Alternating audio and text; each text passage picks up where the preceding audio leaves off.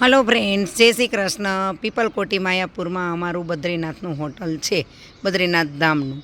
બરાબર, અમારા બધા જ કસ્ટમર ગઈકાલે સાંજે આવી ગયા છે, બધા બદ્રીનાથ દર્શન કરવા ગયા છે.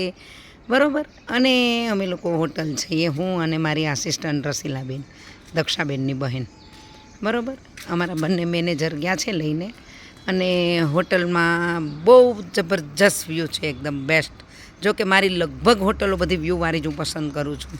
બરાબર, બેસ્ટ લોકેશન, બેસ્ટ વ્યૂ અને આ ગ્રીનરીથી ભરપૂર. આ હોટલ જો 4 માળ ઉપરથી નીચે મારો સેલરમાં રૂમ છે, કારણ કે મને આ કુદરતી નજારો બહુ જ ગમે. એટલે મેં કીધું સિટીમાં રહીએ છીએ, ઓલરેડી આવું માણવું છે, એટલે મને નીચે રૂમ આપો. બરાબર, બધી જ પાર્ટી કસ્ટમરના ઉપર રૂમ છે. મારો એક રૂમ અમે લોકોએ નીચે રાખેલો છે, જો ખુલ્લો છે. બરાબર, આ રીતના આનો વ્યૂ છે હોટલનો. અને આ ટ્રી જોવો, કુદરતી નજારો જોવો. અને હું તો મસ્ત હળવું હળવું ઘાસમાં વોક કરું છું. સવારનો બ્રેકફાસ્ટ, ચા નાસ્તો થઈ ગયો છે અને બહુ મસ્ત મજા આવે છે. બહુ સરસ,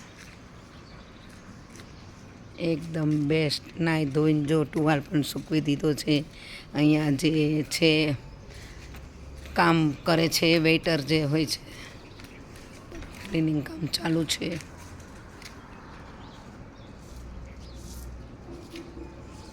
ગુલાબ તો જો મસ્ત મસ્ત.